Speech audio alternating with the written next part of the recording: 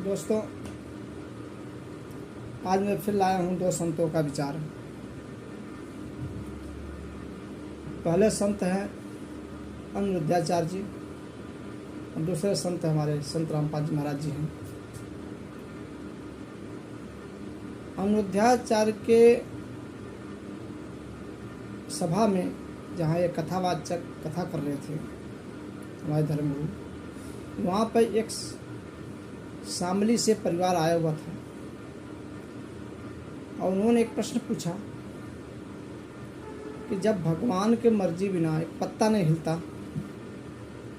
तो जो हमारे पाप कर्म होते हैं या हमसे कोई गलती होती है तो भी भगवान की मर्जी से होता है, फिर उस गलती का दंड भागी हम क्यों होते हैं, भगवान क्यों नहीं होता?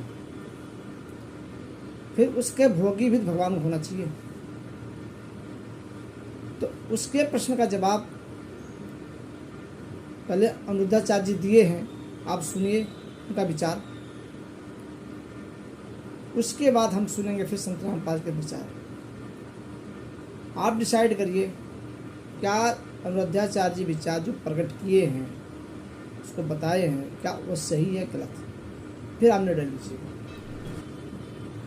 अभी आपने सब सुना। क्या ऐसे धर्मगुरु हमारे मोक्ष मार्ग दे सकते हैं? हमारे शास्त्रों में क्या लिखा है, उसका प्रमाण क्या है, परमात्मा पाने की विधि क्या है, हम यहाँ कष्ट क्यों उठाते हैं, इसका कारण क्या है? अब सुनिए संत रामपाल जी महाराज के विचार, पूरा विस्तार से सुनिए और फिर लीजिए निर्णय कि अनिरुद्धाचार्य सही कह रहे थे या संत रामपाल जी महाराज सही कह रहे थे। तो आइए सुनते हैं संत रामपाल जी महाराज के विचार। आगे बढ़ाना चाह रहा है।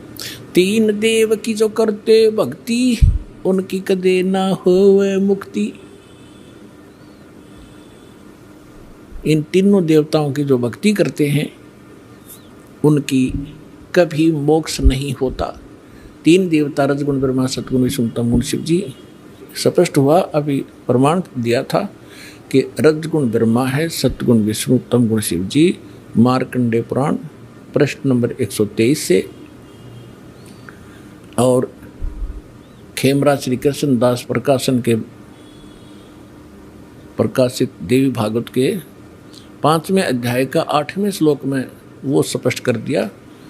शंकर जी कहते हैं, माता आपने हमें क्यों तमोगुण बना दिया, ब्रह्मा जी को रजोगुण और विष्णु जी को सतोगुण क्यों बनाया? इति सिद्धम रजगुण ब्रह्मा सतगुण विष्णु तम गुण शिव जी। अब हम गीता अध्याय नंबर 7 को फिर पढ़ेंगे। देखिए,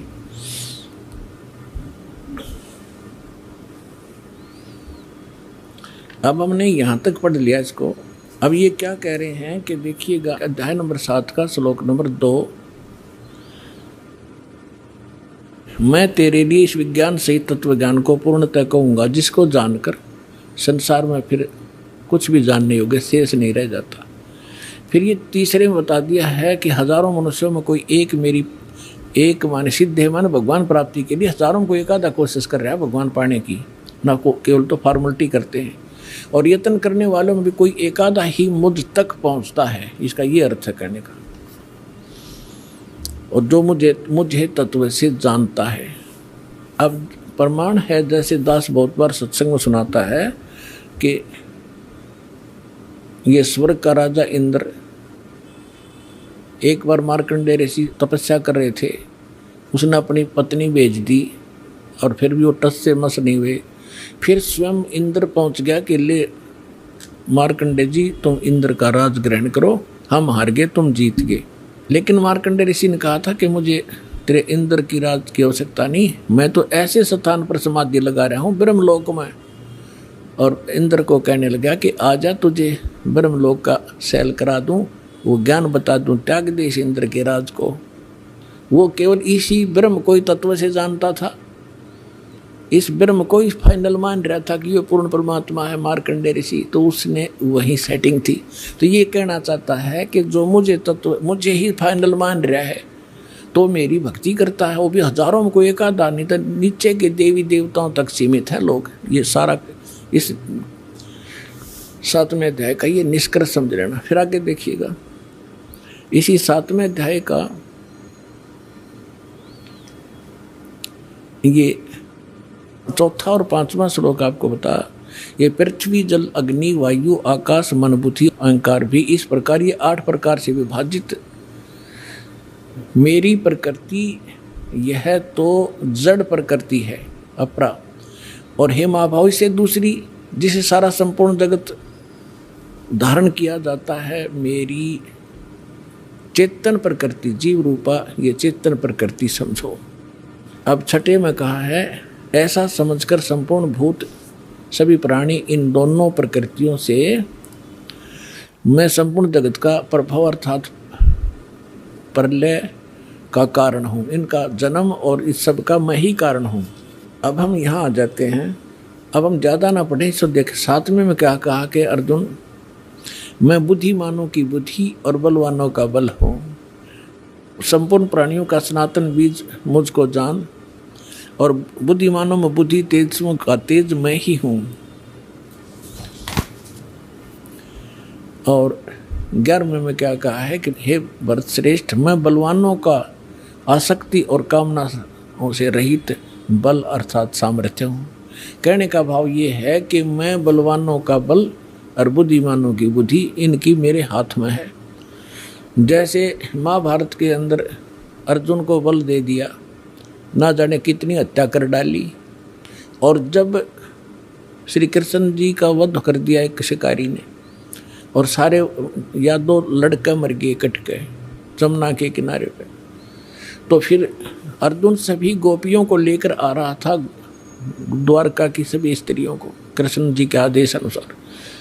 उसके पास वही धनुष था जो महाभारत में उसने करोड़ों जीव मार दिए थे, और रास्ते में भी लोनो पीटा, सारी कुछ औरतों को भी ले गए घसीट के, उनके गहने तोड़ ले गए, लूट ले गए। अर्जुन खड़ा खड़ा कांपा, उसका हाथ नहीं उठा। तो जब वो जा लिए, जब उसकी बुद्धि ने काम किया कि कृष्ण ने हमारे साथ सदा धोखा ही धोखा दिया, जब मुझसे नाश कराना था महाभारत में जब तो ताकत दे दी, ना जाने कितने जीव मार दिए मैंने कति उछड़ उछड़ के, और आज मैं खड़ा खड़ा पिट रहा हूँ, मेरे हाथ भी ना उठते। तो यहाँ परमात्मा कहता है तुमने नंबर गलत मिला रखा है, तुम श्री कृष्ण को दोष दे रहे हो। श्री कृष्ण दोष ये नहीं था, ये काल है सारा जड़, इस बीमारी की जड़ ये काल है, ये करवा रहे। ये खुद कहता है बुद्धिमानों की बुद्धि और बलवानों का बल मैं हूँ। श्री रामचंद्र जी की सीता उठी विष्णु जी की, अब उसने खुद नहीं मालूम सीता ने कौन उठा ले गया, बुद्धि ऑफ कर दी। जब पार्वती ने ये कहा शंकर जी से कि मैं इसकी परीक्षा लूँगी, आपको ये विष्णु जी है भगवान है, वह परीक्षा लेना आई सीता रूप बना कर, जब उसकी बुद्धि ऑन कर दी काल ने और तुरंत पहचान दी कि तो आप तो दक्ष पुत्री माया हो, और अपनी पत्नी का पता नहीं कौन उठा ले गया। उसने तो हनुमान जैसे चारों तरफ घूम कर ढूंढ के लाए और उधर पार्वती पहचान ली। तो कहते हैं बलवानों का बल और बुद्धिमानों की बुद्धि मैं ही हूँ। अब ये है निष्कर्ष इस गीता जी के ज्ञान का। ये मारा करते सट्टे गीता जी का सार, तू क्या लाया था, तू अजन्मा है, जीव तो मरता ही नहीं, बस ये सार है, खाक सार था यो। अब 7वें अध्याय का हम आपको 12वां श्लोक सुनाते हैं, समझाते हैं। गीता अध्याय नंबर 7 का श्लोक नंबर 12 में कहा कि और भी जो सतोगुण से उत्पन्न होने वाले भाव हैं और जो रजोगुण से तथा तमोगुण से उत्पन्न होने वाले भाव हैं, उन सबको मुझसे होने वाले हैं ऐसा जान, परंतु वास्तव में उनमें मैं और वे मुझ में नहीं हैं। अब ये क्या कहता है कि जो भी हो रहा है रजगुण ब्रह्मा से उत्पत्ति, सब जीव विवश हैं संतान उत्पत्ति करने के, इनके बस की बात नहीं।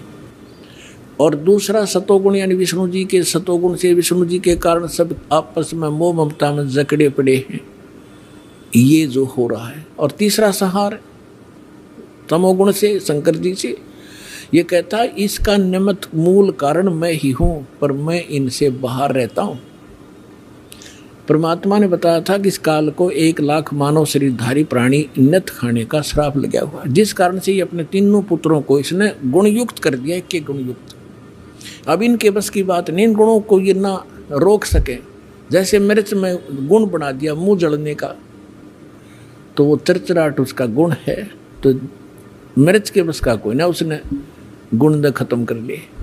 तो इसी प्रकार इस काल ने इनको एक के गुण युक्त कर दिया। अब ये क्या कहता है कि इन से जो कुछ हो रहा है इसका निमित्त कारण मैं ही हूँ, मैं ही करता करवाता हूँ, मैं खाता हूँ, ये पैदा करें मोह ममता से जकड़े रख कर मार दे। आगे देखो 13वें श्लोक में क्या कहा है, 7वें अध्याय का 13वां श्लोक। गुणों के कार्य रूप सात्विक, राजस और तामस, इन तीनों प्रकार के भाव से ये सारा संसार प्राणी समुदाय मोहित हो रहा है। इन तीनों गुणों से परे, रजगुण ब्रह्मा, सतगुण विष्णु, तमगुण शिव जी से परे मुझ अविनाशी को नहीं जानता। अब ये कहते हैं कि सभी इन ब्रह्मा विष्णु महेश तक की भक्ति में जगड़े पड़े हैं, इनसे ऊपर मैं हूँ ब्रह्म, ये मुझे भी ना जानते। देखिए 7वें अध्याय का 14वां श्लोक। क्योंकि यह अलौकिक अर्थात अति अद्भुत त्रिगुणमयी मेरी माया, रजगुण ब्रह्मा, सतगुण विष्णु, तमगुण शिव जी, बड़ी दुस्तर है, खतरनाक है। और जो पुरुष मुझको निरंतर भजते हैं, यानी ब्रह्म की साधना करते हैं ओम नाम का, वे इस माया का उल्लंघन कर जाते हैं। वो ब्रह्मा विष्णु महेश को ओवरलैप कर जाते हैं, जंप कर जाते हैं, इनसे अधिक रहा। तो अभी आपने सुना संत रामपाल महाराज के विचार। तो अब आप बताइए, निर्णय लीजिए, शास्त्रों से प्रमाणित ज्ञान वो सही है या लोक वेद बताना वो सही है? एक कमेंट बॉक्स में लिखिए। दूसरे, आप YouTube पर देख रहे हैं तो सब्सक्राइब कर लीजिए, और फेसबुक पर देख रहे हैं तो फॉलो कर लीजिए। दोस्तों हाँ, लाइक और शेयर ये बिल्कुल करना ना भूलें। नमस्कार।